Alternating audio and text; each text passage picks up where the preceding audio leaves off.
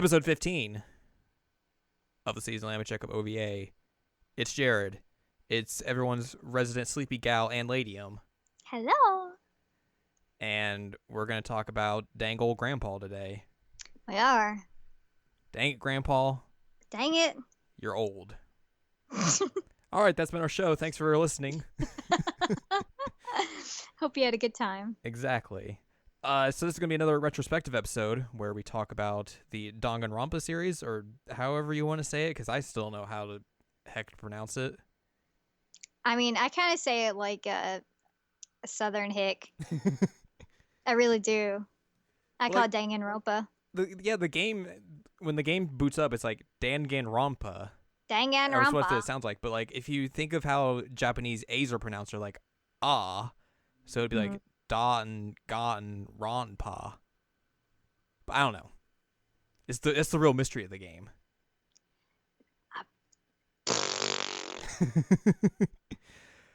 So it's the seasonal anime checkup OVA. It's a podcast where we have conversations about games, anime, and manga. Also, little housekeeping note: we have a Twitter account now. We do. Which I made at like 11:30 at night Monday, because that's when you make Twitter accounts, obviously. Right. I got a text from you. It's like, hey, I made a Twitter account for this, and it's like, oh. The Probably proper response. Had that for a while. Yeah, that's been something that's been in my mind for like a year. And then now I'm just like, oh, well, I should do that. I looked into a good name, so we're on Twitter at Anime Checkup, which is it's the name of the website, but you take out the seasonal, because this Twitter account is for, all of time, not just seasonal. Well, and it's a good place to reach out to both of us. True. So if you have like questions or concerns or any kind of comments on the things that we may or may not say, it would be a good place to start a conversation with us about the podcast itself. And you get to see cool pictures of me with my Chiaki hairpin. And I get to write dumb goofs and memes on there. Like my last under tweet. Construction. Yeah, that one. Did you see my last tweet I put on there? Where we and a friend of ours, Trey, were talking about bad G4 lists. Oh, it was bad. I put on our fantastic Twitter at Anime Checkup. The history of bad G4 lists is also the history of Calamity Canon. I love it. I love it so much. Good goofs. Oh man. Also, I guess I should probably do a shout out. My friend Chris is awesome and got me a late Christmas birthday present of the PS4 special edition of Danganronpa. So thank you for that. And it's phenomenal, by the way. It's got so many cool things in there.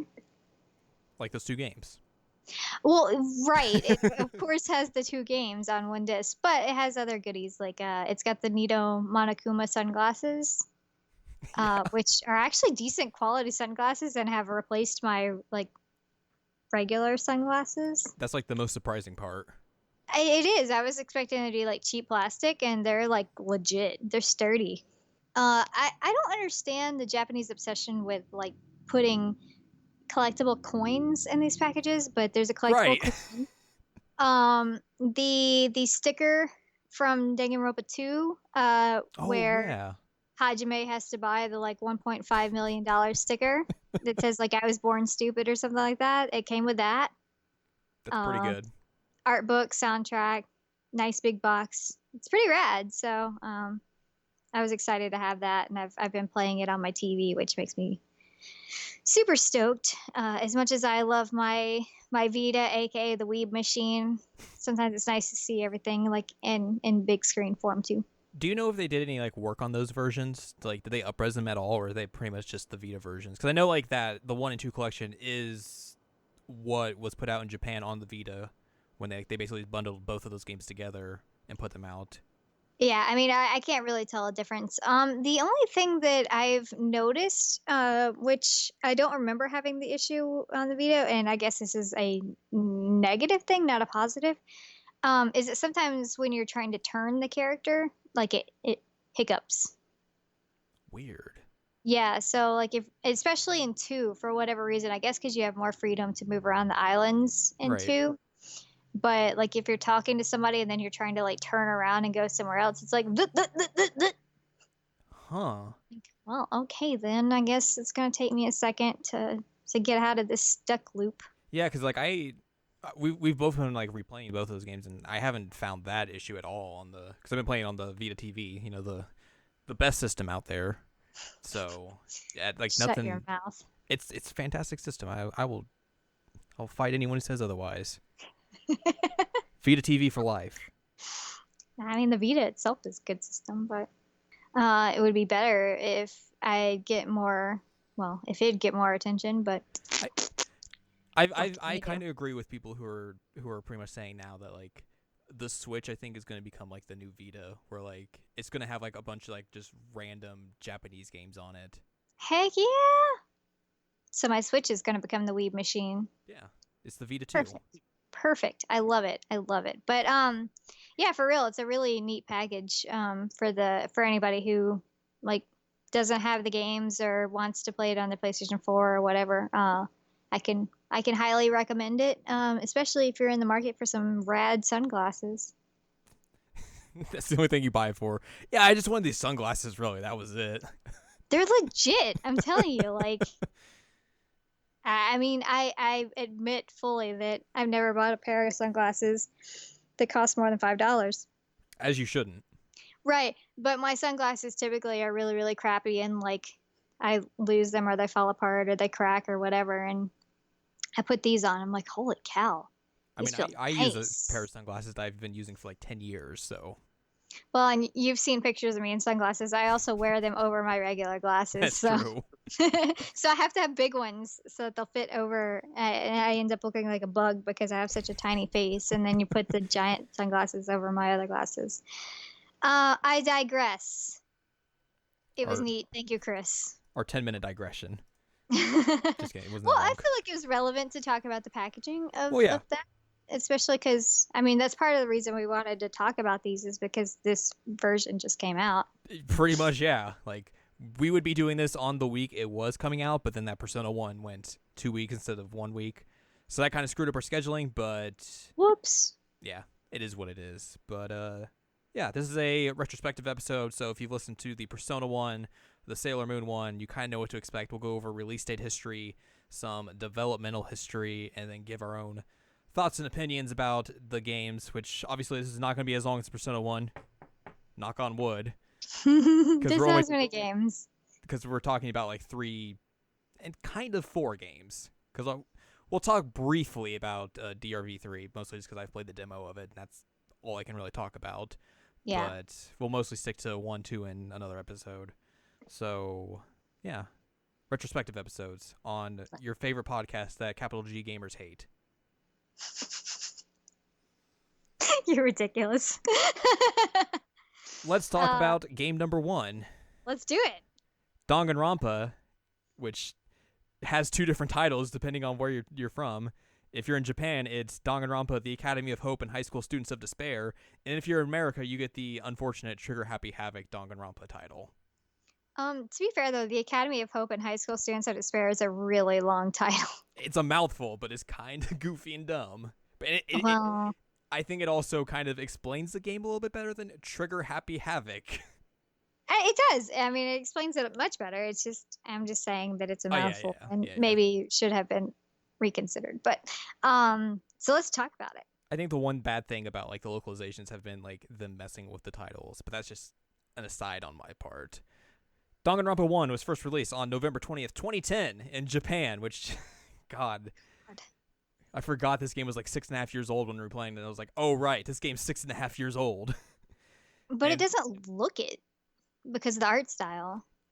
It doesn't, but then it does in parts, I would say. Okay. Because like some of like the textures, if like especially when you're playing the Vita version blown up on TV, doesn't look great. Which you can kind of tell it's coming from the PSP version. Yeah. It was released on the Vita on October 10th, 2013 as part of the Danganronpa 1 and 2 Reloaded collection there. And then on February 11th, 2014 in the United States. On PC on February 18th, 2016 in the US and I think worldwide as well.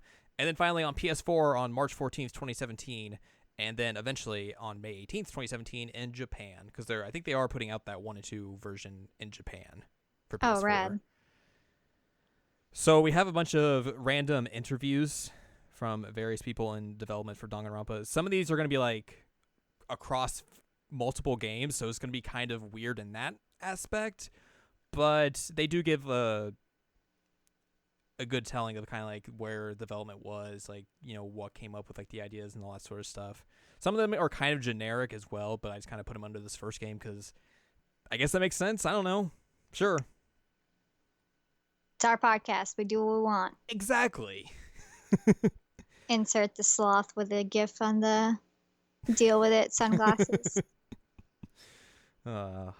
This first interview comes from Gamasutra and is with producer Yoshinori Terasawa and talks about the blood being pink.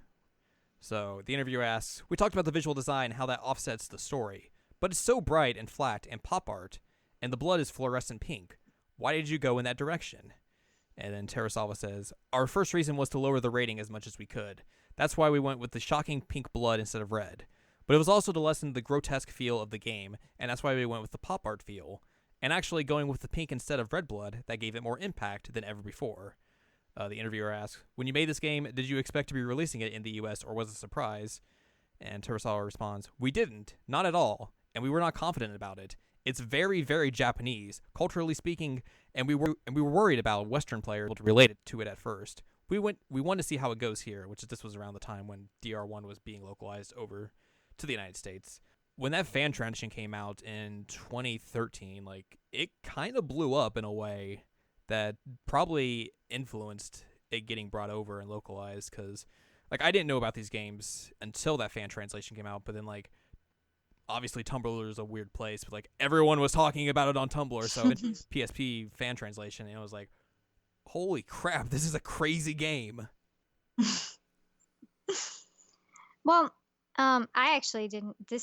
We talked about this yesterday. This is one game that actually goes the opposite direction for us in the sense that this is a game that you made me play. Haha, finally.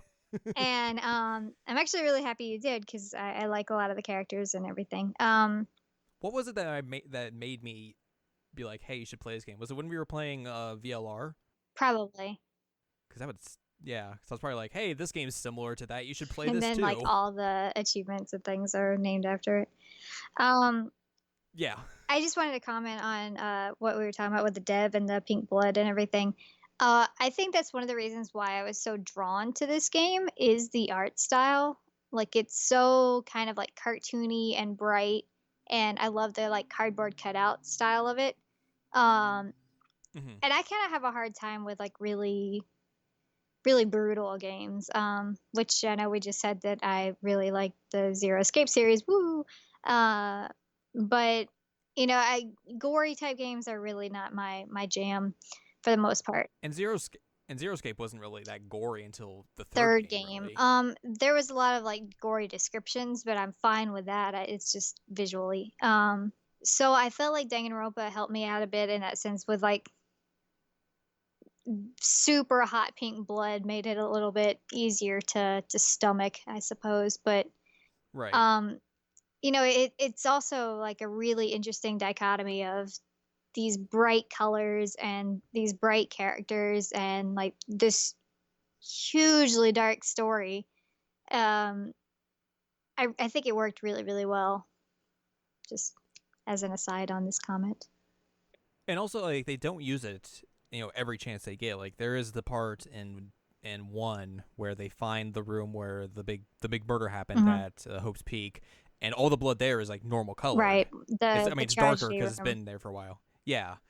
So like that's like one of the weird exceptions to that.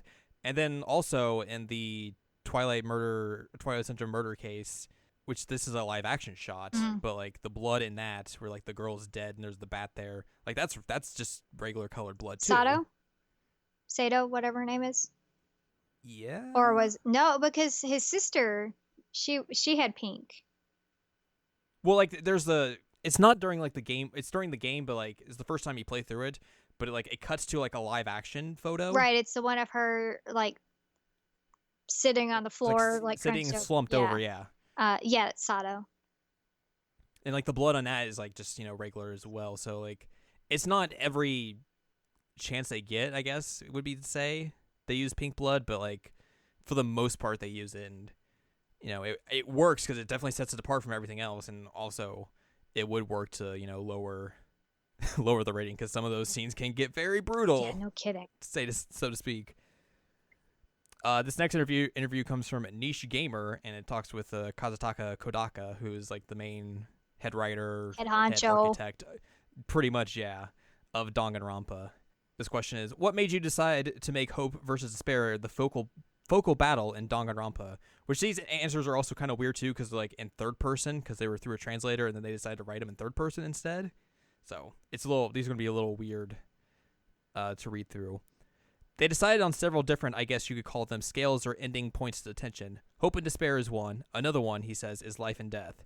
And another is cruelty and humor. And he says the reason they did this is because, just like a pendulum, you're able to move the player's heart in different directions using that sort of scale of things. That's why they did it like that. Next question. This is from one of our fans. Is it possible for there to be an Ace Attorney cross Danganronpa spinoff of some kind? That seems to be popular these days. Kodaka. He's okay with lending Monokuma to Ace Attorney, but he feels like if they, the Danganronpa developers, got the characters, they'd end up murdering someone or something. If he had a chance to use those characters, he'd definitely want to kill him in Danganronpa, so...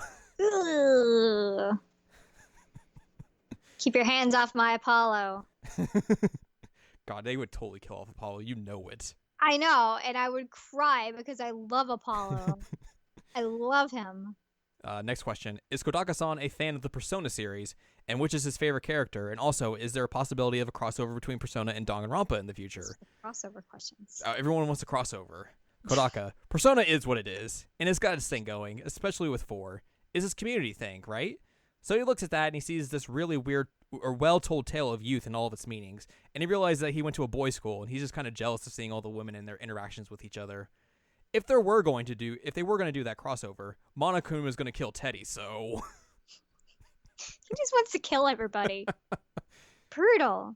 I mean, what do you expect from this guy? Well, I feel like after seeing that announcement, it was like a month and a half ago or whatever, like he has really weird feelings about Persona and Atlas. Like he has really weird feelings about them. 'Cause, I mean, Danganronpa is always kind of been associated, especially when it came over West. It's always been like, oh, it's this game that combines Persona and Ace Attorney. Yeah. So I mean, I can understand probably why he would have mixed feelings about it when it's like, my game's not being able to stand on its own. It's always being compared to these other games. Right.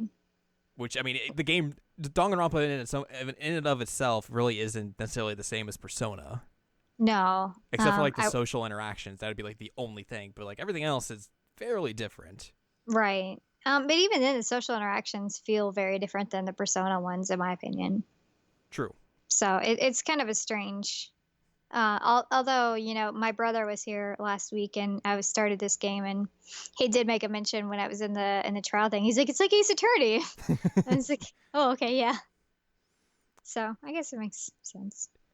This next interview comes from US Gamer. Everyone's a gamer, obviously. Maybe not the thing you want to be, though. Visual novels have only been viable in America for roughly 10 years, thanks in part to the Phoenix Wright series. Comparisons once again. Why do you think it's taken so long for America to understand this genre, and what do you think about the future of this genre in our country? Kodaka. I'd like to draw a distinction between visual novels and something like Phoenix Wright. Visual novels are generally composed of text on a screen that the player is reading, and then they're usually limited to PC. When you look at Phoenix Wright and Danganronpa, you actually see gameplay elements, and that's what made these games catch on. I feel like there is a big opportunity in America for visual novels, but that depends on how much gameplay developers are able to incorporate into them. And I think he does have like a very good point there, where like people do say like, oh, the Ace Attorney games are visual novels, but like they have parts that are visual novels, but they're not just strictly visual novels. They have all this like gameplay mechanics to them. And Danganronpa is very similar in that aspect as well. It's not like you're just going through, looking at characters and text on screen. You're moving through like the various locations. You're investigating. You have the class trial portions. There's a lot of gameplay to these games that they don't really get much credit for. Right. compared to visual novels. Well, and again, I'm thinking more of like Zero Escape is the same kind of style that it is. It's more visual novel esque Right. than Danganronpa, but it has the gameplay elements. But if you're looking at something like that I played Code Realize Right. in December, that one is straight up just like a visual novel. Like there's no real gameplay element. Like you'll have like dialogue choices, but there's no actual like mini games or moving like to this area to investigate this or anything. It's just literally just talking to people. Mm-hmm. And then like So even something like Root Letter, which we both played and really right. enjoyed. Like that one is more leaning towards the visual novel scope of this But compared even then, it to had some. yeah, it was probably like a 75-25 split compared Yeah. to like, Ace Attorney and Danganronpa would be like maybe 30-70, 25-75, something like that. Hmm. But yeah, like He's right. It's not strictly a visual novel. mm-hmm.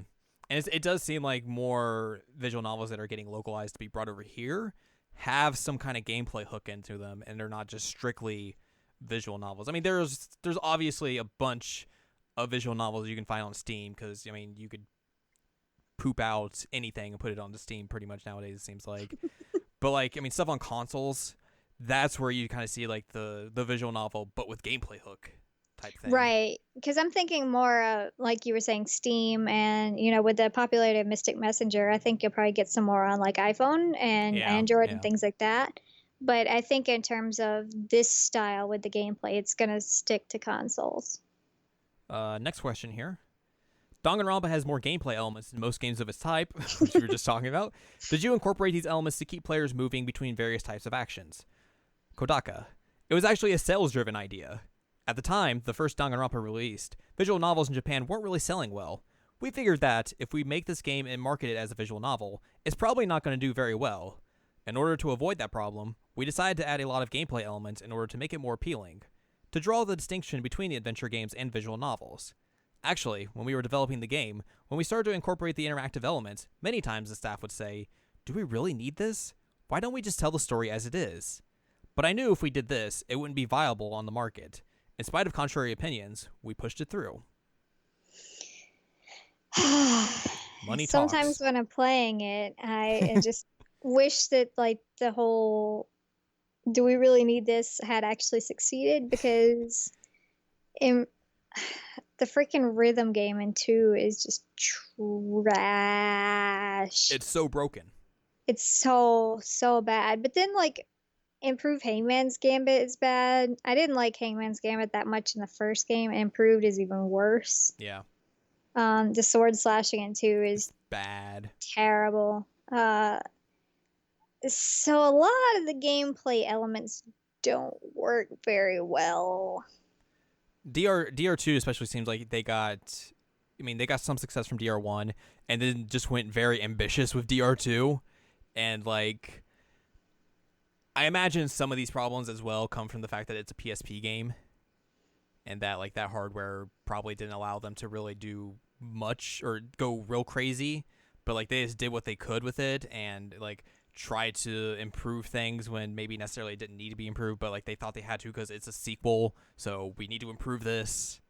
But although the snowboarding was fun. The one good thing that they added at least in the trials. Let's see, next question. Now that Danganronpa has some appeal in the West, will this change the way you write future games, or will they always be intended primarily for a Japanese audience? Kodaka. Actually, I don't feel like that I understand the Japanese market either. When I write my stories, my main goal is to keep myself interested and write the kind of game and story and characters and scenario that I would be entertained by. Going forth, I don't see myself taking a different approach. As long as I can create something that I find new and interesting and exciting and unique, that's all that matters. But I'm happy to know that there are people all over the world who find the same things interesting too. Next question. The Japanese adventures games, that's typo. Whoops. That I'm most familiar with come out every 2 to 3 years with multiple episodes or chapters included. Have you ever considered an episodic release for your games like Telltale's model? I must have put like an ad there when I copy and pasted this. Whoops! I was like, what is this? Kodaka. Development time when it comes to Danganronpa is pretty short. It's actually about 1 year. Still, the idea of an episodic release is something that I did consider, but how would you do that? One way is to give the player half the story, then have them purchase the latter half, for example. But if the person wasn't interested, they wouldn't buy the second half. Instead, I like the idea of giving the player the complete story, and then for those who are truly interested, give them branching paths they can purchase. So you have a complete game in and of itself that would not be episodic, but there would be branching pathways directly relating to the main game. So it seems like more he's like, here, give you the base game, and then give you DLC that's like different endings compared to like, the way adventure games in America have kind of changed, where it's like, oh, here's this first episode, and then you'll pay for the rest of them. Yeah. I don't want that. I mean, it doesn't really seem like Japan's kind of went that way, except for the Final Fantasy VII remake, which woof in multiple ways there. Nomura. You, Nomura. You suck. Your hashtag dunk on Nomura moment of the week. Yeah.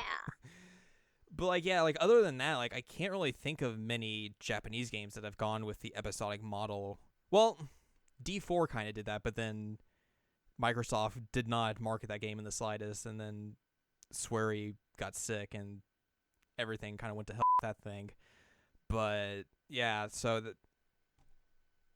I don't know. I guess the way he kind of presents it would be a little bit better per se from a business point of view, but I think also maybe from just like a consumer's point of view as well, because like you're getting the entire game, and if you like it, hey, there's these other stuff you could get for it. If you don't like it, oh well. Yeah. So, can we talk about Danganronpa 1? No, we can't. Let's talk about Danganronpa 2 now. Aww. I'm kidding. Let's talk about Danganronpa. So it has one of the best girls in this game.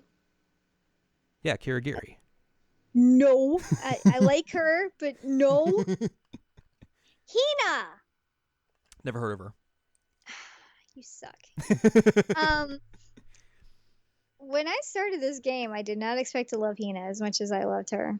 I don't think either of us expected that. No, I love Hina. Actually, Kirigiri is good too. And I know that I told you to remind me, but I want to talk about Sakura as well. That's one thing that I think is interesting about this series is that while there's some gross fan servicey moments, they actually do write very interesting and well developed, not well developed in certain ways, but well developed in like their personalities, their interests and all that kind. Women, which is kind of, I don't want to say rare, but to have that many women that are so well written in one like series is really impressive. Yeah. So I'm happy about that. And if you're comparing like Hina and Sakura and Kirigiri and Celeste and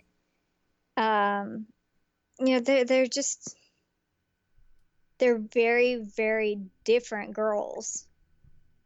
Actually, they don't even think Sakura is a girl for a while, and in the beginning of it, God, she's wonderful.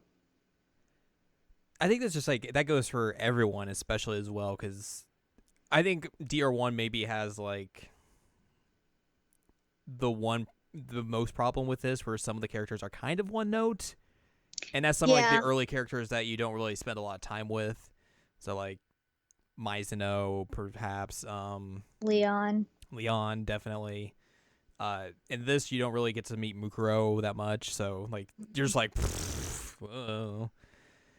And, like, so some of those early characters are kind of just like, are just there for the sake of being there, especially compared to 2, where pretty much everyone, even like all the early characters that you meet are very impressionable and dynamic in that way.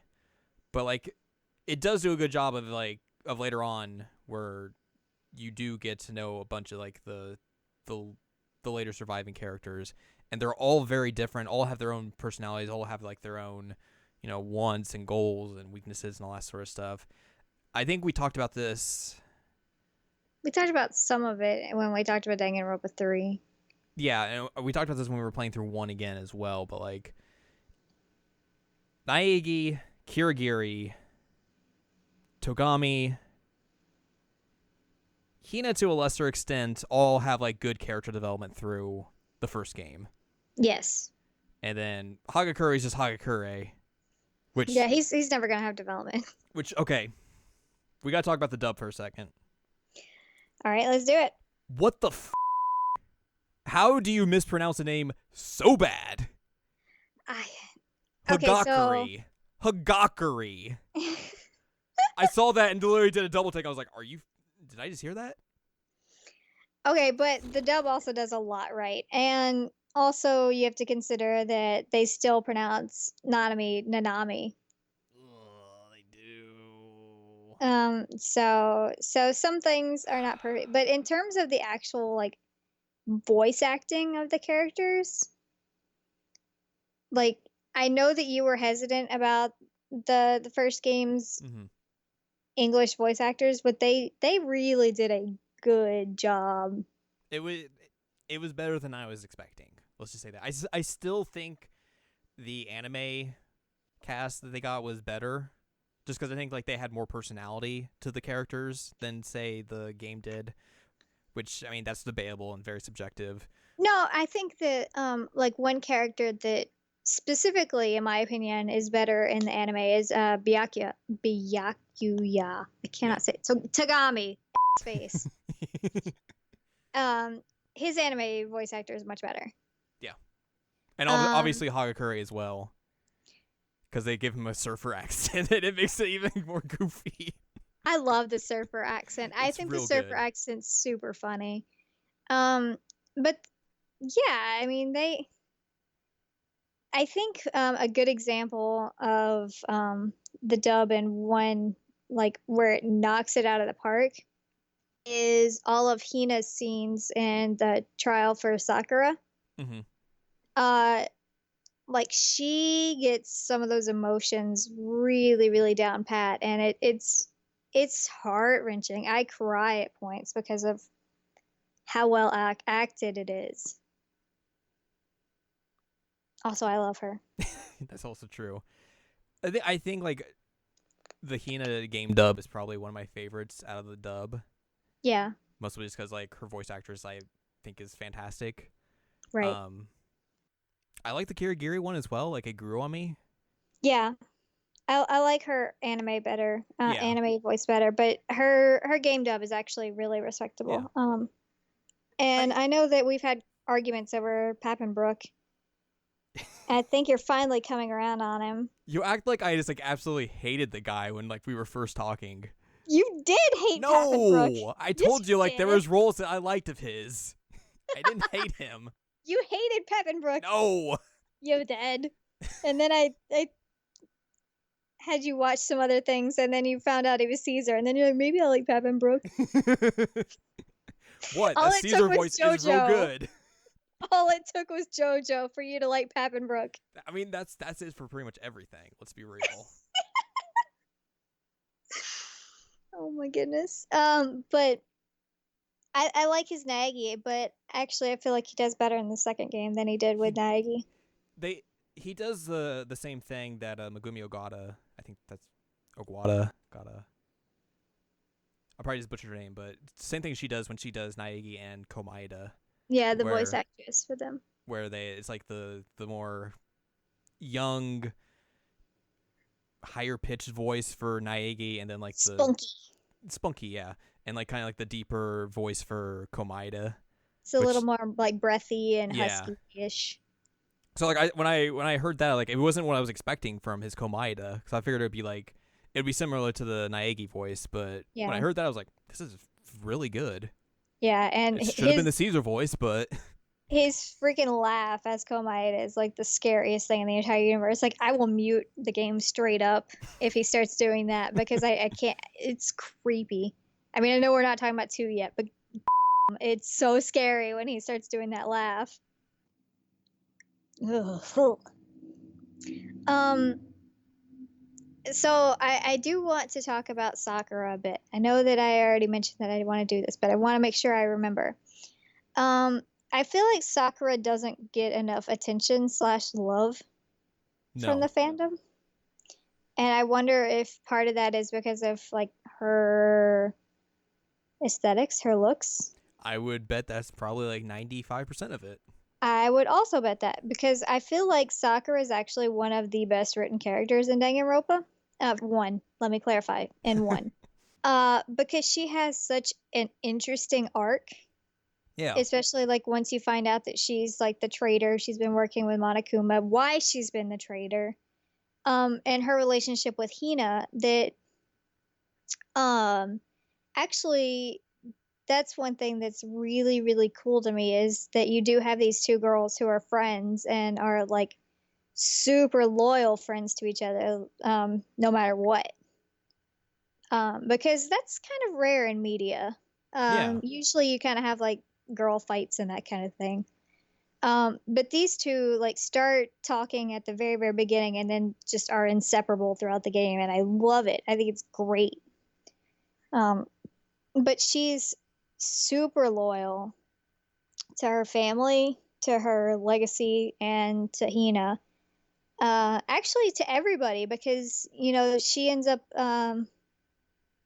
like breaking the lock so that um, Kirigiri can get in the office, and that was her one thing. And she's like, I'm not dying without a fight." She basically just sacrifices herself so she doesn't have to kill someone, and for basically to almost attempt to get everyone to stop killing each other. Like Right. she has to make that sacrifice, which is crazy. Like it's such a hard decision. And then you're also thinking, I mean, I know that they're actually probably I think 19 years old, but like they think they're like 17. Right. So like in her head, she's a 17-year-old girl having to make this decision to commit suicide to try and save everybody else. Like that's huge. That's Mm-hmm. such a and she's also having to deal with like the situation of these other three who don't trust her, and two of them hit her on the head with a glass bottle. um so there's a lot of distrust, and I know that sucks, but her suicide note actually addresses how that she has more hope than she did despair when she died, which is a positive in my opinion. But uh she's a big character for me in Danganronpa because I mean she's constantly like protective of everybody, even if it's something as simple as she for the first like several cases volunteers to like guard the bodies. Right. um or I can never say his name right, the programmer. Chihiro. There you go, Chihiro. Yeah. When he's trying to become stronger, she offers to help. Like she doesn't know that he's a guy and doesn't want her help, but she's trying, and so she's constantly trying to interact with people, trying to help people, and it shows a lot of her like selflessness and a lot of how much she cares about other people. Right. And it makes me so sad that people don't pay more attention to this girl because Sakura is phenomenal. She's such a good character, and they don't pay attention to her. I think probably because of her look. And I think that's some interesting commentary there. She's the key that unites the remaining six. Six. I always forget if like it's 5 or 6. Because it's Base, Toko, Kirigiri, Nagi, Hagakure, Hina. 6. I thought about my poster. I was like, it's got Naegi and Kirigiri at the front, then like the other 4 at the bottom. I was like, okay, 6. But she does. She serves as like the connecting tissue for the group after that. And several times in the one case, they're saying like, don't let Sakura's sacrifice like go for nothing. Mm-hmm. So I just had to say my piece because I love her. There are some really really good characters in this, but there's some also like I mean, Toko doesn't really get a whole lot of growth in this one. I know that we've talked about this. She does later. You really have to play another episode for her to see her get some type of growth. Like not doing it. Even with both characters, like with Genocider Show and just with regular Toko. Like in this one, it's just mostly like she's just the weird character, but then once she starts hanging out with Komaru, like that's when she actually starts getting that growth, and we'll talk about that when we get to another episode. But yeah. Like everyone else, like of the 6, well, I feel like Tagami kind of lacks some still. He's still sort of, even going into Danganronpa 3, he was still somewhat one note. But I mean, like he goes from the super asshole to that asshole friend. Right. He still like talks down to you and looks down at you, but he will somewhat help you, and like it's obvious that there's some kind of sense of like caring in his weird I'm a rich jerk face. It's almost like it takes to the Sakura case to where he actually begins to kind of trust everyone. That's what I see it as, is that's the case where it's kind of a turning point. But even then, he's still kind of a jerk about like Kirigiri going missing and like taking her key and everything. So I think I think that's just him being paranoid to an extent though as well. Yeah. To where like he just in his jerk mind, he wouldn't say it, but he didn't want anyone else to die. Right. Maybe that's just me thinking positive about old face, but that's one thing that the dub of the anime did better than the dub of the game is face. It's very true. Find the face clip. It's the best thing. It is. And I know that you had some issues with Junko and her voice actress. Yeah, like actresses. She has 2. I there was just parts of the Junko voice because like she has those different characters she goes through when she's finally revealed in the 6th case, and it just sounded like lines were just being read without much like emotion behind them. It's like, I'm very bored reading this. Well, I'm gonna just keep going. Well, that's her bored personality. But it was like for 2 or 3 of them where like it was the same type of voice for me. Really? Yeah. Huh. I didn't get that. I only got that from the board one. But I know that you had issues. And okay, so I want to mention that Danganronpa did a lot of things really, really well. And I know we talked about the one twist with the Mukuro. God, man, that twist is good. It's so good. It's so good when Kirigiri reveals Mukuro. Because it's at the very end of chapter 4? I think it's 4. 4.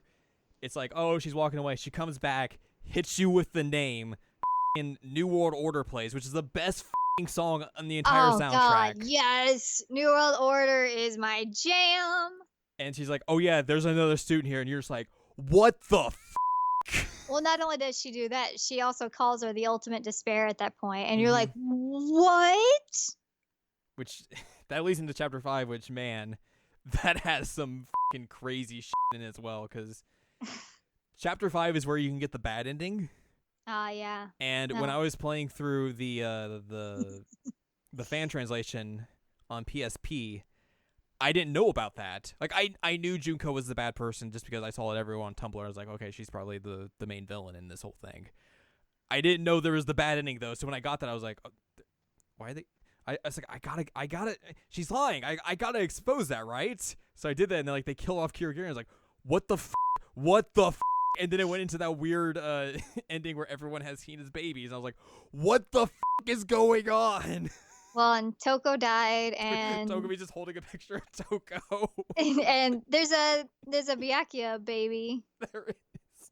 Yeah, it's just weird. And I remember when I was playing through the first time, I got the Hagakure. Because I made you get that ending. No, well, I got that ending, but I also because I was doing like the social event with him, and he's like, yeah, we're gonna have the same mother of our kids, and I was like, what is this? And you're like, just wait, and then I got that ending. I'm like, what? You can see the future. It was really, really goofy. 30%. Oh my god, he's so ridiculous. And then like even after that, it's like when you go for the actual thing that's supposed to happen, and like, oh, we're gonna kill off Naegi. I was like, what? Right. Like at that point, you're like, I did something terribly wrong. I'm not supposed to die. And then you're like, oh, okay, everything's bad. This thing's gonna smash me. And then Ultra Ego shows up and stops the whole thing. You're just like, holy shit, dude. And then we get the ultimate ship. Yes. Yes, we do. Kirigiri plus cup ramen. Which, I mean, it's real cool that you can mod a Vita TV and let it play BAP's Feel So Good, the Japanese version, anytime Kirigiri shows up with cup ramen on her head. I love Kirigiri Fall in Love. I wish that that's what they actually said. But I can't hear anything but that. I know that that's not what they're saying, but every time that's all I hear is Kirigiri Fall in Love, and thank you BAP for doing that for me. I don't know. I actually I thought the Junko twist was good though. Yeah. I didn't expect Mukuro to be Junko. Twin stand-in shenanigans. And I know that we talked about the ending. Do you want to do something before I talk about the ending? I was just gonna say, like, when you go back and play through the second time, you can definitely pick up the hints that it's Mukuro, because, like, obviously the freckles are a big one, but, like, when she gets killed, Mukuro's like, this isn't supposed to happen. This isn't supposed to happen. See, that's one thing that's really interesting, is that I'm playing this for the second time now, and I pick up so much stuff that I didn't pick up the first time, which we'll talk about that and some more when we talk about the second game. Because, oh my god, how did we miss it? Yep. But, you thought it was an aesthetics, but it's not.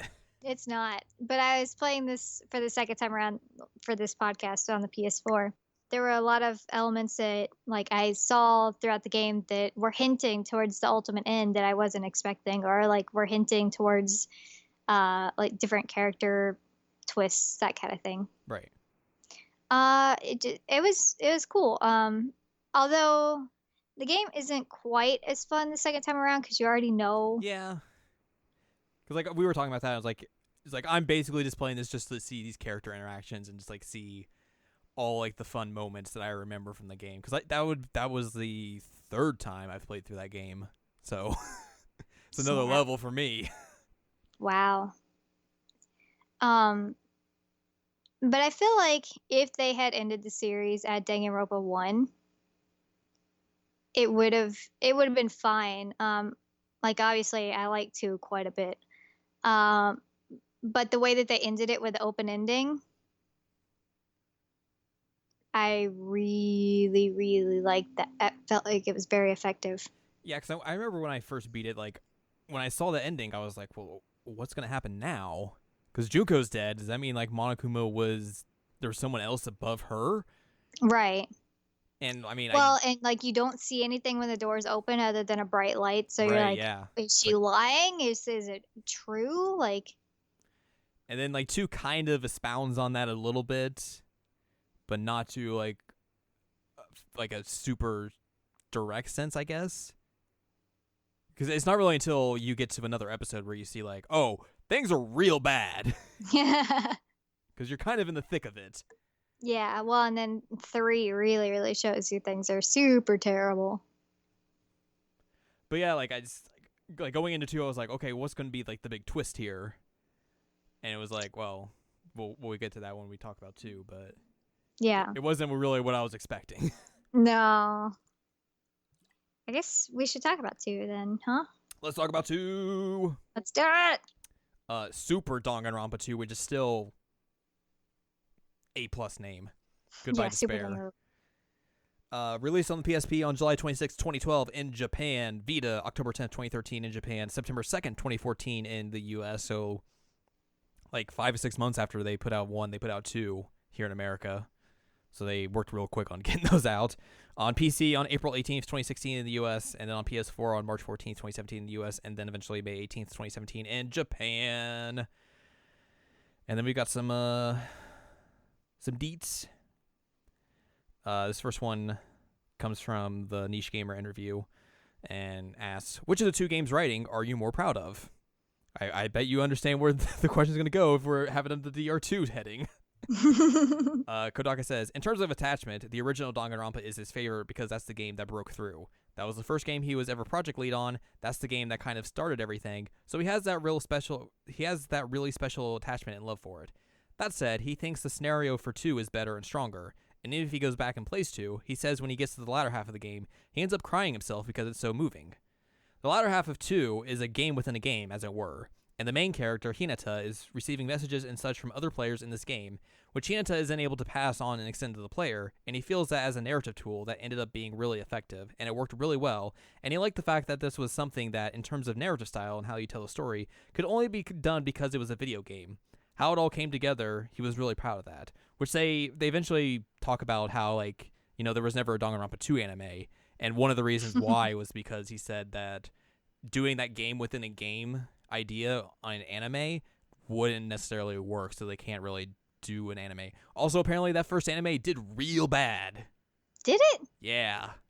Wow, I'm surprised. Yeah. Well, I mean, like, it did get criticized, I think, when it first came out, that, like, it was kind of rushed in terms of, like, how the episodes were. There was, like, because there was no free time bits in between, really. It was just kind of like, it was like all like the story bits, essentially. Yeah, but can you imagine how long that would drone on if they were doing free time? Oh, yeah. Of course. It would have been bad. I can understand though where he's coming from on this. And it's so funny because as you're playing through Danganronpa 2 the second time, there's so many references to like, are we in a game? Da-da-da-da-da. And I'm like, guys, you. I mean, that game literally starts off with a boot screen. I know, and there's so many like pixelation bits, and how did we not figure it out? Yeah, like when you're at Hope's Peak the first time with Hinata, and like the screen starts glitching in and out, and you're like, how did we not see that the first time? But I have no idea how I didn't even see it. Like, I should have seen it coming, and I didn't. I'm blindsided by the fact that I was in a simulation. Danganronpa 2 is the Metal Gear Solid 2 of video games. Like, legitimately, like, I haven't seen him, like, ever say that, like, he was influenced by this, but there is so much similarity to Metal Gear Solid 2 that it's, like, not even funny. Like, protagonists change. Obviously, I mean, you don't play as Naegi for, like, the first couple hours or anything like that. Everything is similar to the first game in kind of a weird way with the way certain deaths occur. Right. Like there's the two-person murder, there's the sacrifice murder. Yeah. And like basically they have the same tropes, like there's a traitor. Right. All that sort of stuff. What else? I mean, eventually at the end of the game you're told this is a simulation, cuz spoilers for Metal Gear Solid 2, which if you haven't played Metal Gear Solid 2, what the why haven't you played one of the greatest games of all time? The AIs that have been kind of have been talking to Raiden, which I mean that automatically it sounds dumb. They tell him that he was chosen because they were making a plan called the S3 program, which allegedly stood for Solid Snake Simulation, and they were trying to train soldiers into the new Solid Snake. And basically, it's a shadow group that does this, and they throw him in here, and then he basically also has a connection to the main villain, which Hinata and everyone else has a connection to the main villain. Yep. And then also, you look how Naegi puts them all into this simulation. It's the Metal Gear Solid 2 of Danganronpa games, and I love it. I'm sorry, I had to go on the tangent, but You're good. I went on my Sakura one, you went on Metal Gear Solid one. It's just like I wish there was someone out there like said, "Hey, yeah, I was influenced by this," because like all the similarities are way too coincidental for that not to be it. At least in my fantastic opinion. Next interview comes from the Anime News Network. When playing Danganronpa 2 for the first time, it sort of felt like, oh, of course, this had to be the plot for the sequel. Did the story of the sequel come to you while you were writing the first game or after it was finished? Was it hard to figure it out, or did it evolve out of the first one naturally? Kodaka: I only thought of it after the first game had been released. Before the second game was created, I wrote a light novel prequel called Danganronpa Zero. We don't talk about that. Nope. And it was through that novel that I finished the larger world of Danganronpa. So that led to the creation of the second game. Next question. Because of its underlying story, there are a lot of references to video games in Danganronpa 2, which we talked about, the Twilight Syndrome murder case, which is literally a different series. That was it was a series. I didn't know that. Yeah. I downloaded a demo disc from Japan, and it was on there. I was like, huh. That was a series of like horror adventure games from Human Entertainment, and then I think the rights eventually came to Spike, who was obviously then merged with Chunsoft to become Spike Chunsoft, who have the Danganronpa license. So they're probably just like, whoop, throw that in there. Why not? What was I talking about? I know the Logic Dive minigame reminded me a lot of the snowboarding minigame in Final Fantasy VII, so I was curious if that was intentional. Kodaka, the surfboarding part of Danganronpa 2 is actually a joke about Hajime's character. The voice actor for the Japanese version of the main character is the same as the voice actor for Detective Conan, who is known for his turbo skateboard. So it is similar to the Final Fantasy VII minigame, but it's just a coincidence. I'm not buying that, I'll be honest with you, because snowboarding and skateboarding are very different sports. Yeah. I feel like Kodaka kind of talks bullshit in some of his interviews. You feel like he kind of does? I feel like he absolutely does. I was trying to be nice. Okay, well, I'm not. And then final question. What was the development process like for the cast of Danganronpa 2? Because of the twist regarding who they really are, did you go back and forth on how likable to make them, while still maintaining those hints that they were formerly evil? Was it difficult to be true to both realities? Kodaka, I try not to make villains that are not likable. In fact, I want to make all bad guys lovable. For example, I don't want to make a bad character who is a bully. Instead, I would rather make a bad character who is bullied themselves. I want to make those bad guys lovable in some way. I don't find Junko lovable. I'm just not gonna lie. No, Junko is not lovable, and especially after 3. But one thing I do want to say though is, he's talking about the characters that he writes, and he writes really good characters. The second game has a phenomenal cast, like super good, way better than the first game. I completely agree. Like, even you were saying earlier, even the ones that die off really quickly, you still get a sense of who they are. And each one has a very strong impact on you from the get-go. Terutero's this perverted, maybe bisexual? Oh, no, it's absolutely confirmed he's bi. Okay. And, like, you get fake Togami, who... But you get the sense that, like, he has a real sense of purpose, and, he's terrified that something's going to go wrong. I think as well, though, like, you spend more time with those characters than you do compared to one, because the events, when one starts to go bad, it goes bad real quick. Yeah. But, like, the prologue in Chapter 1 of DR2 goes on, like, twice as long, I think, as, like, the same chapters that the first game does. So that gives you more time to kind of, like, interact with those characters, see what they are, who they are, what they're about, and all that sort of stuff. I thought it was really, really clever that Teruteru, when he gets triggered into, like, freaking out, he goes into, like, this really, really thick, it's almost like a Cajun accent. Yeah. I love that. And I also love that he just screams out random, like, pop culture references when he's upset. That's what he does here in 2. He screams out Avril Lavigne for some reason. Lavigne. And then in the anime, he screams out, like, Taylor Swift and Justin Bieber. Taylor Swiftu! Which... it's real dumb. The best thing is, like, it's the same thing in the Japanese version. So the Japanese dub also has him screaming out Avril Lavigne. And then you hear Monami be like, Avril Lavigne! It's real dumb.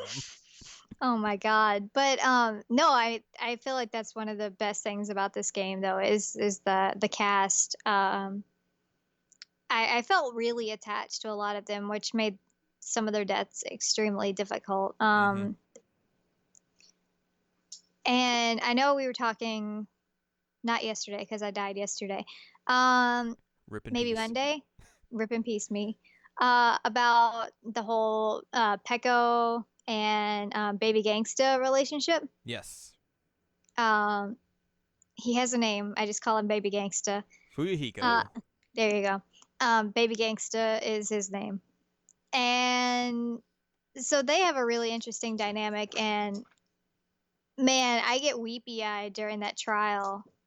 It's rough. I really, really do. It is rough because, you have this character who is very, very stoic and dropping F-bombs constantly and like wants nothing to do with anybody. And people are kind of scared of him throughout the game. And then, like, by the end of that trial, you literally have him in tears begging her to be a person, that's all he wants is her. And I'm like, Which is also rough, too, because, like, you know, they have their memories erased, but yeah. in between the beginning and that trial, he figures out, like, oh, I know who this person is. And he's like, okay, let's just keep this on the DL. Yep. Until it's necessary, I guess. And then, like, you have that happen, like, so quick. It's tough. It's really, really tough. And, you know, you have pictures of them, like, growing up together and everything. And I'm so, so glad that 3 happened because I really want those 2 to have a shot. Yeah, no shit. I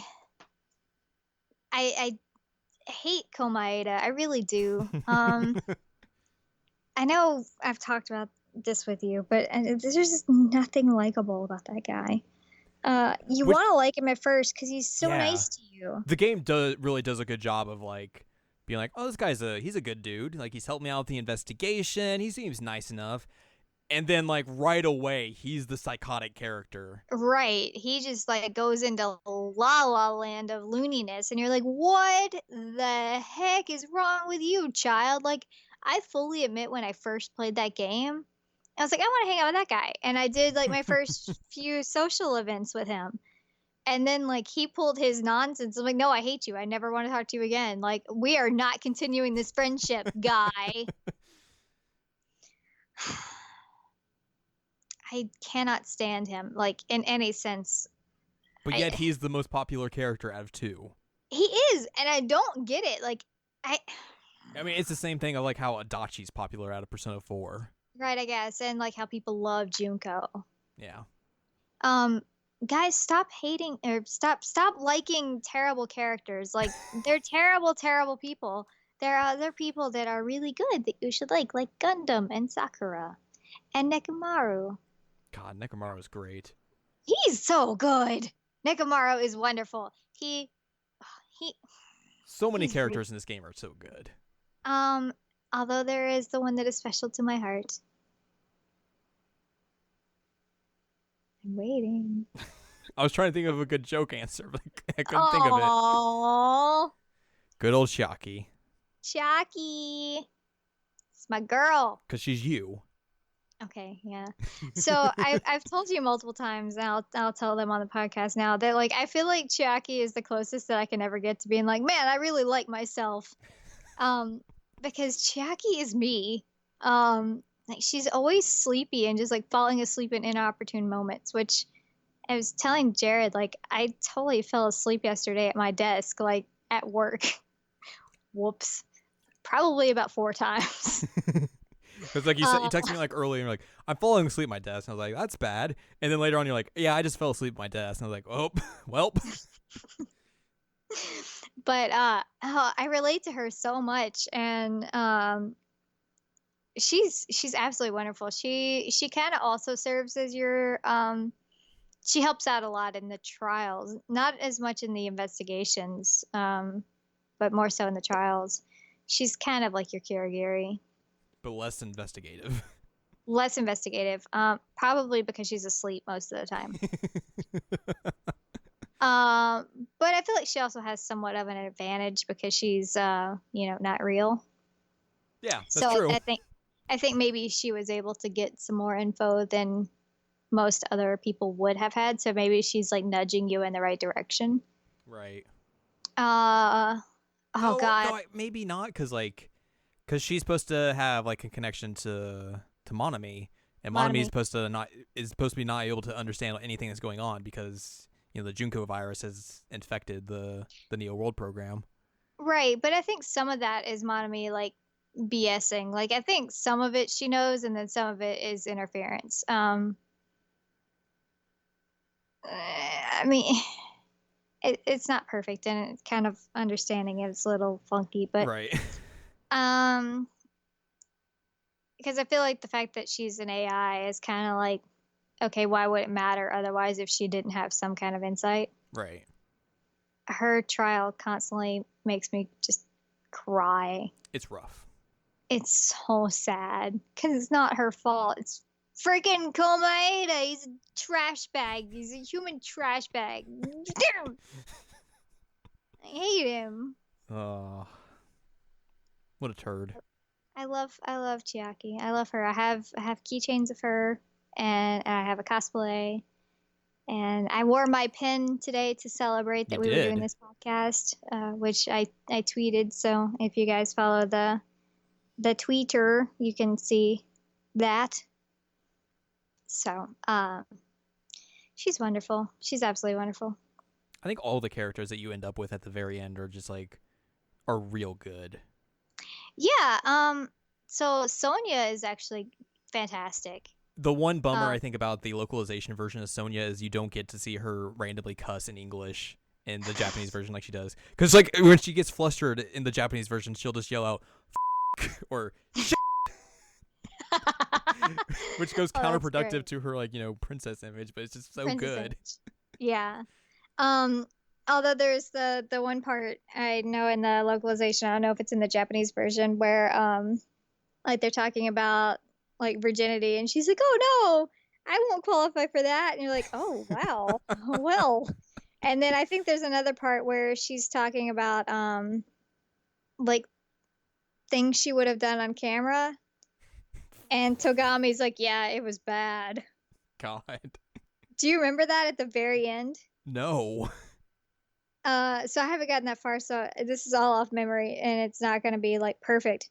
But when they're talking about how it's a simulation and like everything's been filmed and all that jazz, she's like, "I've done things that were not good on film," and Togami just straight face is like, "Yeah, you have." God. And it's like, wow. Sonya, please. Right, and I'm also happy that Sonya and Gundam have their relationship, and I really hope that blossoms after 3, because I ship the heck out of them. Poor Soda. Soda is creepy. He's such a good character, but man, he's creepy about Sonya. He's kind of like nice guy Fedora syndrome. Yeah. He's that Yosuke character. He kind of is, except for I like Yosuke better. Just without the giraffe neck. He replaced giraffe neck with shark teeth. Oh man. But I do really, really like Gundam and Sonya together. I like Gundam in general. Gundam is great. He's such a good character. Really good. He's so ridiculous. His dark devas of destruction. This is hamsters. His hamsters. Oh man. So good. And of course you have Baby Gangsta with his one eye now. Right. But again, like he goes through so much development and growth throughout the series, throughout the game. I actually really like him by the end of the game. Yeah. You start out the game and you're kind of like made to dislike him, and it makes sense because he's Yakuza, and why would you trust somebody like that? But he really does get some great growth, especially after the whole Peko thing. And he's having to deal with a lot because he's having to deal with basically the loss of his like best friend and potential lover, and also he's reminded of the fact that his little sister's dead. Yeah. Poor dude just goes through a lot in this game. And he loses his eye. Yeah. And is stabbed a lot. So yeah, he kind of goes through a lot. Comes out on a better side of it. And he does get to the point where he trusts everybody a little bit more, which is good. He's kind of like your Togami of this game, but actually I like him better than Togami though. Yeah. That's very true. I think as well though, like he needed to learn to trust people and like do things on his own, because obviously, I mean, the big thing is like he's from a Yakuza family, and like he's gonna have like all this stuff taken care of him for him, but now like he's on his own. None of his family's probably alive anymore because of everything that's happened outside of the world and all that jazz. So like Echo's gone. Yeah, like he needed to understand to like trust people. Work together with people, and like he really does find a way to come around and figure that out by the time you get to the end of the game.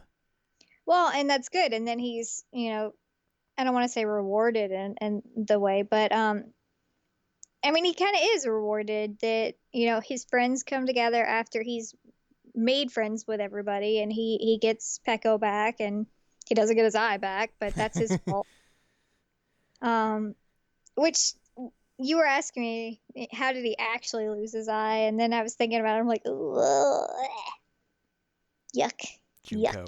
yuck. Junko, you ruin everything. We'll just replace my eye with another eye. That works. Yeah, that's how it works, right? Gonna replace my arm with another arm. But you get a robot arm out of that as well. That makes like noises whenever it moves, like at all. Like you can barely hear anything Komaeda says in 3 because of his arm making all the metal sounds. That's kind of a positive, though. It is, because God, I hate that guy. I think the only positive thing that I've had with Komaeda is 3 when they pick him up and drag him off. Because he's talking to Naegi, and he's like, "Oh man, we're pretty much like the same person, you know? It's like that's just real cool. You're like, I'm your senpai, but like you're my senpai. That's real cool, man. Up later." And then, like, as they're dragging him off, he's like, "His hands are so soft." Like, oh God, you are such a fangirl, Komaeda. Calm down. We should talk about the end of this game, especially like with the way it wraps around. Like between chapter 5 and 6, you get the weird chapter 0. Yeah. Where you're like, what is going on here? Yeah, that's confusing, because that's where you find out that Komaeda has the girl hand. Mm-hmm. And like, also, you're like, who is he talking to? Right. Who is this guy with super long black hair? Who are you? What are you doing? Do you even find out that he has the hair then? I feel like you do. I think you do, because I think you get a shot of him. Yeah. Because obviously you wouldn't know exactly who it is by then yet, but Kamakura, yes, queen. God. But also, chapter 6 is where you really get to know, like, this is a simulation. Like, weird stuff's happening because you go back to Hope's Peak, which you're like, what? And then, like, you enter a room where you get, like, all this, like, recap stuff, like, telling you, like, here's what happened, here's the tragedy, here's everything that happened, like, before this. And then, like, you go in this room, like, there's this big, like, pixelated block. And it's like, oh, my name's Ultra Ego. And you're like, uh-oh. Yep. What's happening? And then, like, because, like, beforehand, you're finding all these emails from the Future Foundation, which they established as, like, this real bad people, real bad group. They call them World Ender. Yeah. Which, I mean, you find out in 3, they're not really the best group. Let's be real. They're not. They're not at all. But then you keep seeing these emails being sent to Naegi about, like, why do you have the remnants of despair? Why are you safeguarding them? This is not what we brought you in for.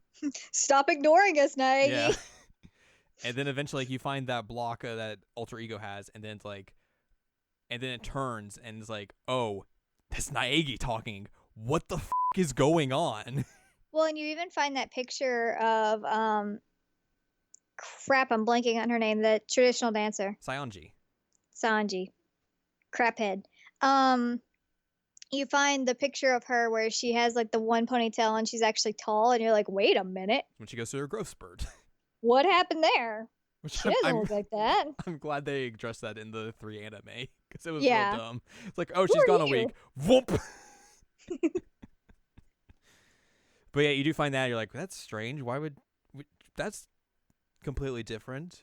And then, like, eventually you get to the trial, which is like, oh, we got to figure out the mysteries again. And then they bring out the fake Naegi, which is supposed. He's supposed to be like, hey, you guys, you should really just give up, man. This is real bad. Yeah, that's fully Naegi. And eventually he gets sent away. You get giant Robo Junko, and then the real Naegi shows up. Will the real Makoto Naegi stand up? And he's like, guys, this is real bad. We need to get rid of this. And they're like, dude, we just saw you. Come on, shut up. And then, Hope. What? He hopes. He hopes him a lot. I thought you were like, be like, whoa, back it up. No, he hope. He does hope a lot. You find out Izuru is Hinata, And everyone's like, uh-oh, trouble. Hajime, yo. And then Ass-Face and Kirigiri show up, and you're like, yeah. Yeah. And then we beat up giant Junko. That's it. Giant robo AI Junko. And then the three cool people leave on a boat, and you see Hinata watch them go, and that's the end of the game. Bye-bye. Which I guess we should talk about. We didn't talk about this on the 3 anime podcast, which you should go back and listen to that after you listen to this if you want to get a full recap of everything. You kind of need to go watch the Super Danganronpa 2.5 anime, the Komayada OVA, mostly because, I mean, I understand. Like, it would make you vom, but it actually tells you how Izuru/Hinata gets everyone out of the Neo World program and restores them to who they really are. Because basically, with the way they showed it in the Komayada OVA, is like he's living this life that's like peaceful and everything, but then like you see this random person show up and start murdering everyone, and like it's basically like Hinata installs or invades it, or has like he's programmed something to invade the program to basically wake them up and make them realize like what's happened, the events of DR2 that happened, and be like, okay, you need to snap out of this. We need to get you back. And that's basically how, like, he gets all of them out, and, like, because Komayda's the last one to get out, and, like, he, like, pops them out of the program and, like, wakes up, and, like, everyone's, like, waiting for him, and then, like, they get on the ship, and that's, like, kind of them going to the Hope episode. Should've left him there. Should have just left him there. I think also, like, it's like, oh, I got this arm. Can someone help me? Help. I need to get rid of this. And Soda helped him out. Yeah. But, like, yeah, like, that's a pretty big plot thing for just like a little OVA, and it's kind of important to see. It was just real cool to like understand, like, you know, because in 3 you basically just see all of them. You're just like, well, how are they all alive? For one, yeah, because they're supposed to be. Because there's a lot of big question marks on like, is everybody gonna be okay? Because they were in a coma and da da da da da. Yeah, because Junko basically says like, hey, if you guys get out of here, all your friends are gonna be dead. Yeah, because that's the way the program works. But obviously, Hinata has the ultimate abilities for literally everything. Well, and Junko also lies. Yeah, that's also true as well. So, like, he figures it out and, like, gets everyone out. And then I still headcanon the idea that he's going to make him a new Chiaki. Yeah. Man, fanfic writers that write about that are real cool. Wink. I like that idea. So, yeah, Danganronpa 2 is just real cool. Yeah, I like it a lot. I actually like the characters in the scenario better than the first one. Mm-hmm. But God, some of the gameplay elements are just trash. Yeah, that's the one bummer. Yep. Don't improve it so far. Don't fix what's broken. That's the key point of this. Right. Leave it alone. And then Danganronpa took a weird turn. I refuse to play this game. I can understand why you would. So the next game in the series was not 3 or the anime 3 or anything past 2. It was a game in between 1 and 2. Danganronpa Another Episode Ultra Despair Girls, which was released on the Vita on September 25th, 2014 in Japan, September 1st, 2015 in the US. On PS4, it'll be released on June 27, 2017 in America, and then Q2, Q3 2017 in Japan, and then also on the PC on June 27, 2017.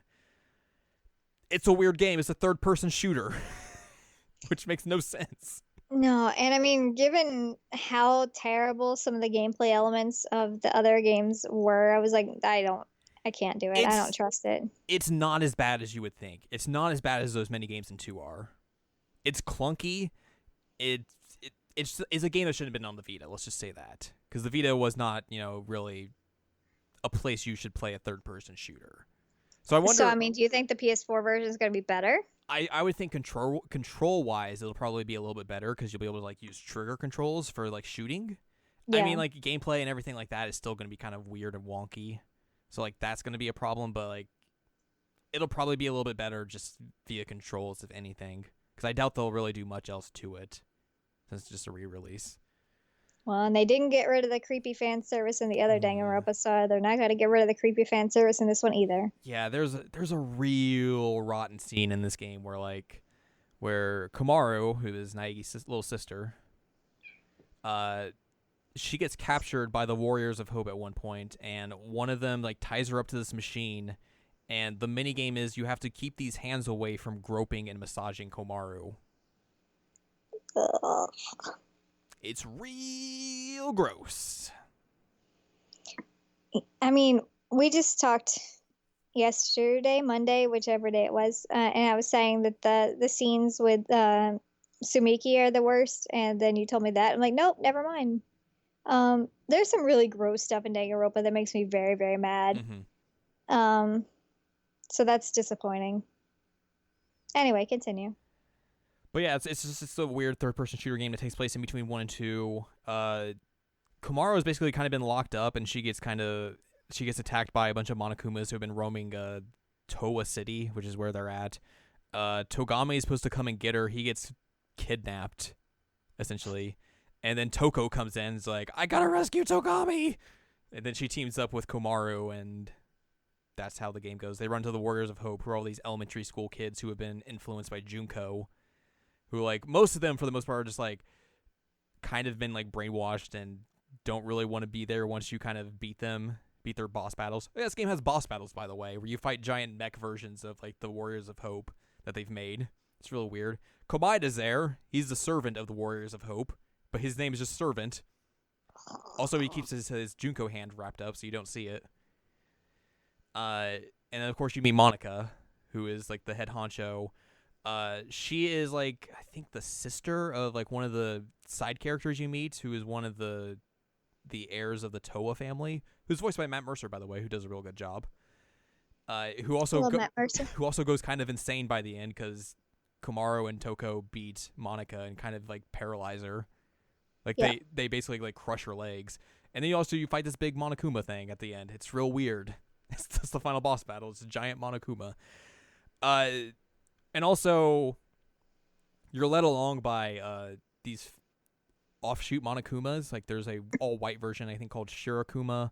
And then there's another one that's the all-black version that the Warriors of Hope has that is, like, a gangster and just cusses all the time and everything. Eventually, you find out at the end, like, they were working together and, like, just trying to cause a ruckus and everything. And I think as well it's implicated that they have, like, the Junko AI in them. Because also at the end, like, everything goes down. Naegi and every saves kind of comes in to save the day. Kind of. It's mostly Komaru and Toko. They get everyone out. Togami gets freed and everything. They leave. And then, like, the end scene is you see Izuru Kamakura destroy the two Monokumas and basically, like, just walk away. And then also Komaida saves Monica. And that's Danganronpa Another episode. All the spoilers. Whoop. Doesn't he have, like, the AI, like, with him when he walks away, Kamakura? I think so. Yeah. Because I've read about this game. I just don't want to play it. I just watch a movie version of it on YouTube or something.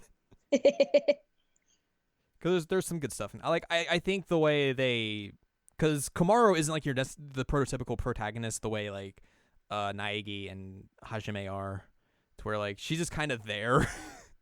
She just gets just thrust into the situation and just has to deal with it by shooting things with her megaphone that Togami gives her.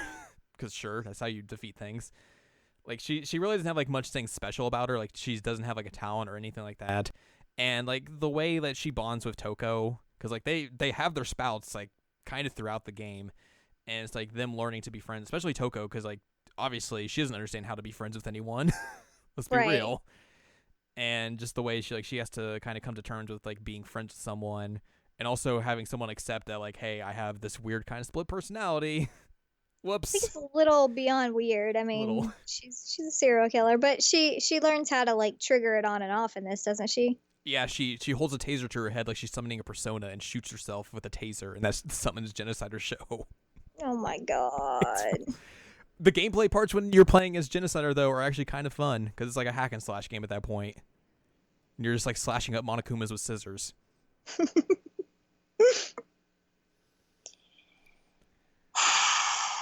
So we have a little bit of development stuff here, which we can kind of talk about. This from the Niche Gamer interview. Where did the idea for the megaphone used by Komaru come from? Good question. Kodaka says, it's a third-person shooting game, third-person action game, but having a girl wearing a sailor uniform shooting a gun just didn't feel quite right to him. And Danganronpa 1 and 2 is the truth bullets, right? The idea of the truth bullet, Japanese call kododama, he thought that would work best with that, and the idea was that a megaphone would work well. Again, keeping the idea about the truth bullet, and the method delivery being the megaphone is what they came up with. In Japanese, it's kododoma, and in English, it's truth bullet. So kododoma in Japanese literally means the soul of words, and it's something that you describe to talk about the power of words. So turning that into a literal form was to make it a bullet, right? In English, it might be kind of hard to see that link, but in Japanese, because it's actually words, using the megaphone to project your words, can turn those words into a bullet, which is how that relates. Okay. Shoot things with a megaphone. Is there any chance of another action-style spin-off, like Another Episode, in the future? Kodaka. He's personally a fan of action games and RPGs, so he wanted to make an action game this time, so that's what it ended up being. In the future, he'd like to make an RPG too, using this world. It's just limited by what he wants to do, so whatever he wants to do, he will do. To answer your question more directly, there are opportunities for other things besides straight visual novels. Obviously, pleasing your fans is something that they always strive for, and he wants to do. But by the same token, that creative instinct and creative spirit is something that he wants to fulfill within himself. He wants to challenge himself and the team to make something new and exciting and more challenging. So that's how they approach every new title that comes up in this series. He called someone out here. Besides, if you keep making the same thing over and over again, it ends up getting tired, right? Like BioShock, which apparently there was a mistranslation or something, and it's maybe either Biohazard or BioShock. But then he was like, no, you're right, it's both. Which, BioShock 3 was the best of the BioShock, so I don't know what he's talking about.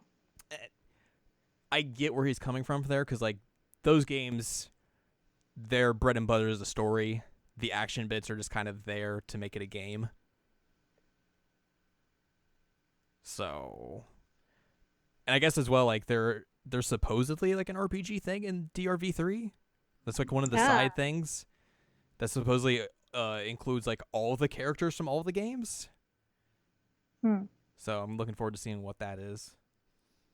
Then finally, from the US Gamer article, the upcoming Danganronpa Another Episode contains the most gamey elements in the series to date. Is this an exclusive case, or are you looking to increase the amount of gaminess as Danganronpa continues? Is it a deer? Yeah. Kodaka. Truthfully, I don't think that far ahead. I make decisions as they come. That said, I understand what the expectations are for Danganronpa, and in spite of the fact that Another Episode is an action-oriented game, if you look at the split between interactive elements and text, it's about the same as the main series, which he's kind of right. Because there are, like, the talking bits in Another Episode, and then you're kind of running around doing stuff, but that's the same for the other two games as well. Yeah. Just you're not shooting a megaphone in this one.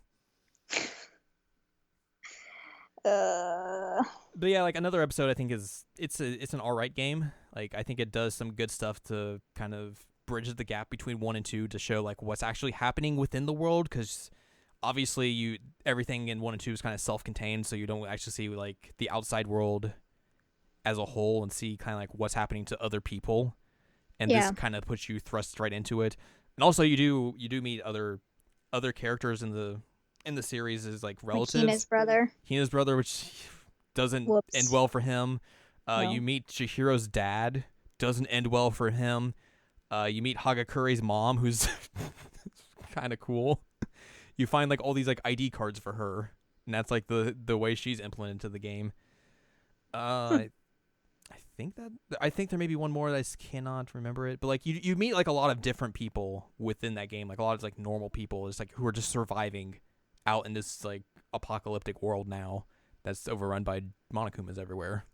Well, and I know that this game brought up some question as to the fate of Nagi's parents, because there's like a back and forth of like there's a scene where it's like, oh, they died, and then there's another part where it's like, oh, well, maybe they didn't actually die, maybe that was set up. And yeah, you never find out what happened to his parents. You don't. Monica does play like a video that says like, oh, I caught them and tortured them, but then basically it's like, oh, that was fake. And then I think the game ends with like Kumara being like, oh, I'm gonna go find my parents. And then 3 never answers it. Yeah. Well, it was mostly just because like she has to fight Monica again. Monica's just like, I don't care. I'm done. I'm going to space. Peace out. Fart. Which, hey, I'm, as someone who played that game, I'm really glad they addressed, like, hey, what's happening with these characters in the anime, Right. but still. I don't know if they ever make another game like this, though. Because I don't know sales figures or anything. I bet it wouldn't have sold. It didn't sell as well as the other two games, just Probably because not. it's so different. But hey, like it's ambitious to go out and change the complete stylings of your series into something completely different that no one's expecting. Yeah, I'll give them that. Kudos. Whoop whoop. It's like it's Project Gotham Racing. And finally, we're not going to talk like a lot about this. New Danganronpa V3 Killing Harmony, which came out just recently, January 12th, 2017 in Japan, releasing on September 22nd, 2017 in the US on PS4, Vita, and PC. We have like a brief bit of an interview, which this was an interview that was with one of the producers of Ace Attorney and producer Terasawa of Danganronpa, where they were kind of talking both about like both franchises, the animes for both. It's like it's fairly lengthy. It'll be in the description of the podcast, so you can go check that out. Was he involved at all that Ace Attorney anime? I don't think so. They talked about it, basically. Ugh. Like, yeah, that's a. Ugh, I don't even want to talk about it. Just continue. Yeah. Forget that it ever existed. Ishiro, the Ace Attorney producer, asked, "How did the development on New Danganronpa V3 go?" And then Terasawa says, "It was hard like always." Laugh. This is the first time we have a multi-platform release on both PS4 and PlayStation Vita, so that was quite difficult. But this game is the most content of all games, and all games in the entire world. And we also have side menus prepared, so I'm confident people will have a lot to play with. Please look forward to it. I like that he wants us to play with the side menus. I mean, there's like all those weird mini games that are supposed to be with it. Like there's a board game, there's that RPG mode. Like there's a lot of weird side stuff in this game, allegedly. So I've played this game. The demo of it. Yeah, the demo. They kind of do a parody or do a kind of like a rehash of the original Danganronpa demo where you find Hagakure dead and they use the exact same sprite from the first demo, which is real goofy because it looks so bad compared to everything else. Naegi and Hajime are there too for some reason, along with the rest of the DRV3 cast. So everyone's just like, who the f*** are these guys? Why are they here? And I think like the class trial pretty much is like, it's probably one of those two, right? Because they just randomly showed up and then this guy died. It's real weird. Also, like the dorms, they stick Hajime and Naegi in the protagonist's dorm, and they just call it the protagonist room, which is a real good goof. Clever. I would say like the mini games I played, they seemed pretty good. Like they weren't just rehashes of the same thing from the first two games. Some of them were just like there's like a car one. There was one. You have to like bust blocks to find the words. The way they do like just like the debate stuff is a little bit different because sometimes it'll just be like one-on-one, and then like just like the stylistic stuff they do. Like so, I'm fairly confident that the mini games will be a lot better this time around, especially because they've had more time to kind of make them or remake them per se, and just polish it to make it better. Also, like this game's coming out in 2017. We talked about. A lot of people talked about, I guess we should say, not just us, but, Persona 5 was going to be a lock for best style in whatever year it came out. Yep. I don't think that's the case anymore.